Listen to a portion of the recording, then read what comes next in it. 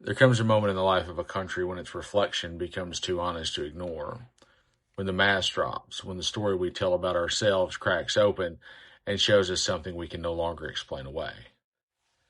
That moment for the United States did not arrive on a battlefield or in the ashes of a tower or in the chaos of an invasion. It arrived quietly, violently, and unmistakably in the black water of the Caribbean Sea. A boat left Venezuela, a small vessel, the kind that carries more desperation than threat. The administration said it was tied to drug trafficking. They offered no proof, no satellite images, no seized cargo, no verifiable chain of intelligence, not even the dignity of a coherent explanation. They simply declared it, and then they fired a missile.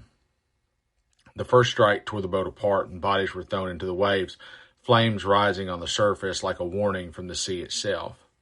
A scene any lawful nation would treat with caution and an immediate call for investigation. A scene that should have triggered a pause in judgment. 2 men survived, 2 human beings still clinging to life. They held on to broken pieces of wood because the ocean showed them a mercy their killers would not. And then the order came to kill them all. A second strike, a deliberate, conscious choice to kill the last living witnesses. These men were not combatants. They were not armed. They were not a threat. They were shipwrecked. They were wounded. They were protected under every conceivable interpretation of international humanitarian law, and they were killed anyway. This was a violation of the Geneva Conventions. This was a violation of the prohibition on orders of no quarter. This was a violation of the War Crimes Act. This was a violation of every legal, ethical, and human standard the United States claims to defend. There is no self-defense here. There is no imminent threat here. There is no justification that can survive the light of day, which is why the administration immediately tried to manufacture one.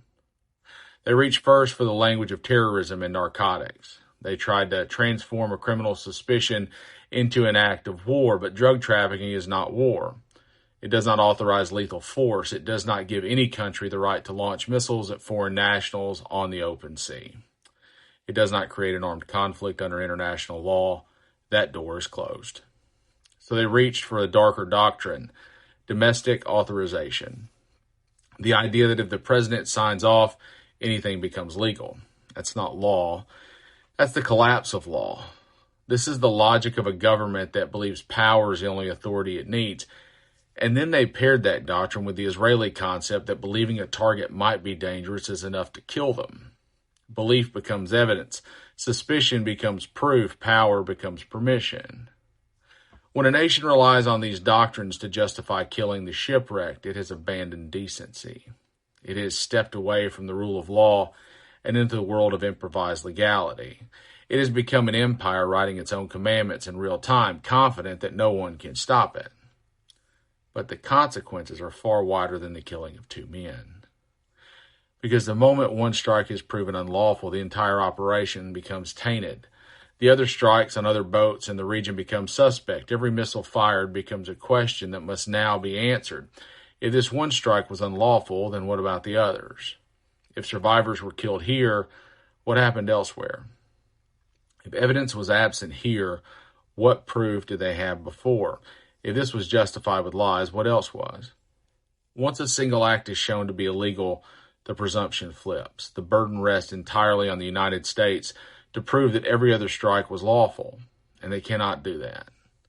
Not with the shifting explanations, not with the contradictions, not with the silence where evidence should be.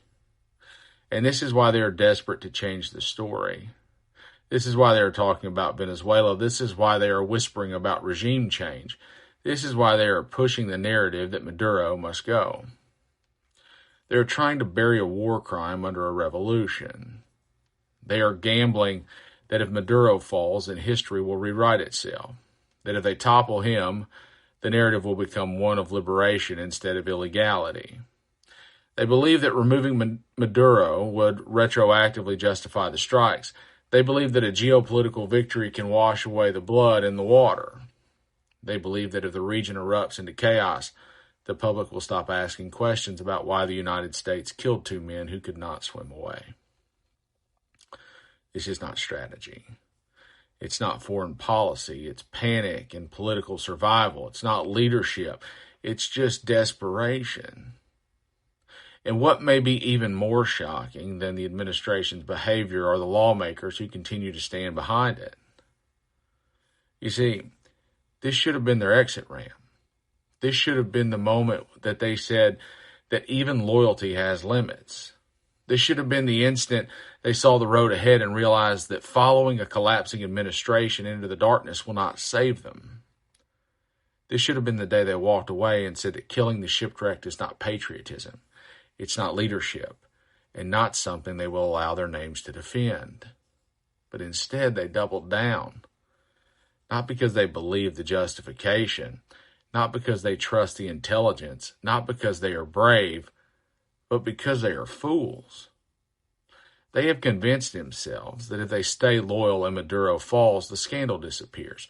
They think a new government in Caracas will rewrite history. They are telling themselves that regime change will make everything legal in retrospect. They are betting their careers and their legacies on a fantasy that has burned every administration that has ever tried it. They are hoping a dictator's fall will erase their own cowardice. They are hoping a crisis will eclipse their moral failure. They are hoping the world will forget that they defended the killing of survivors. And they will be wrong. History does not erase war crimes just because a flag is planted somewhere new. History does not forgive lawmakers who defend the indefensible. History does not forget the names of people who stood in front of a camera and said that suspicion is reason enough to kill. Congress is responsible now. They must act. They must investigate. They must subpoena footage. They must challenge the administration's lies. They must demand proof for every strike in the campaign. They must face the reality that a nation that uses domestic authorization to justify killing the defenseless has begun to abandon the rule of law entirely. And if this Congress refuses to act, if it refuses to investigate, if it pretends it does not see what the whole world can now see clearly, then something even darker takes root in the heart of this nation. The moment Congress chooses silence is the moment the United States steps out of the light of law and into the shadows where empires rot from within. That silence is not an accident. It is consent. And consent becomes policy, and policy becomes precedent. If they allow this to stand, then every future administration will inherit the same power. The ability to assign guilt without evidence. The ability to kill without oversight. The ability to rewrite legality to fit the crime. The ability to point at a drowning man and call him a threat. The ability to kill survivors in the water and declare it national security. If this is allowed, then the next atrocity is not a possibility, but a certainty. And we will not have moral standing left. None. Not abroad, not at home, not in the face of any future crisis. We will have forfeited the right to condemn Russia when it targets civilians. We will have forfeited the right to challenge China when it claims suspicion as justification for killing. We will have forfeited the right to speak of human rights as anything other than a marketing line, because a country that kills the shipwrecked cannot lecture anyone about human dignity. And we can still stop this decline, but we have to be honest about what it requires. It requires courage in a generation of lawmakers who have forgotten they never had any. It requires restraint in a government addicted to escalation. It requires the humility to admit when we are wrong, something this administration has shown no capacity for. And it requires a level of public moral clarity that has been numbed by years of chaos. But if we refuse, then we must face the truth. The collapse of a republic is not always a thunderclap. Sometimes it is just a series of small surrenders, a silence in the face of cruelty, a shrug at the erosion of law, a willingness to believe a lie because the truth requires action, a decision to let someone else deal with it later. And then suddenly there is no later, and the crimes we excused yesterday become the country we live in tomorrow. The end of democracy does not always come with tanks in the street. Sometimes it just comes with a drone strike no one wants to explain, a press conference where no questions are answered, a Congress too afraid or too foolish to confront a president who has crossed a line that cannot be uncrossed, and a public trained to accept atrocity if it is packaged as patriotism.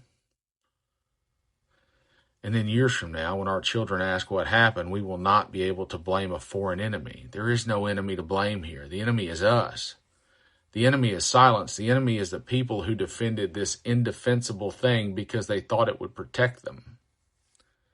The enemy is every lawmaker who thought loyalty to a collapsing administration was a substitute for integrity. The enemy is every official who believed domestic authorization could turn murder into policy. And they will ask us when America began to fall. And the easy answer will be that it happened all at once. But the truth is more painful because it happened slowly, and it happened through compromise. It happened through cowardice. It happened when the law was bent to justify a crime instead of confronting it. It happened when two men clung to debris in the Caribbean Sea, and the most powerful nation on earth chose to kill them rather than to save them. And it happened when the people capable of stopping it chose instead to wait and hope that a miracle or a regime change or a political shift would erase the stain. But stains don't disappear on their own. They spread. And the question now is not what happened to those two men. We know what happened. The question is what happens to us. Because if we let this moment pass without truth, without accountability, without the courage to say that a line was crossed and must never be crossed again, then we will have named our future, and it will not be a republic bound by law. It will be an empire bound by its own power.